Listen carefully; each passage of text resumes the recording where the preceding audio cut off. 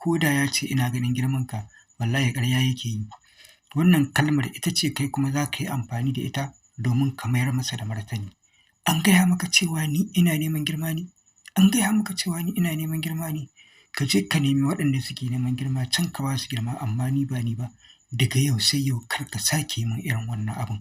Kai ma ka ci zarafinsa ka gaya masa ka nuna masa ruwa ba sa'an kwando ba ne ba. Ka nuna masa kai ba sa'ansa ba ne. Ka ci zarafinsa ka ci mutuncinsa. Idan har kai masa haka to insha Allahu gobe ba zai ƙara ba ko zai tunkare ka a gaba ba zai maka abin da ya maka a baya ba.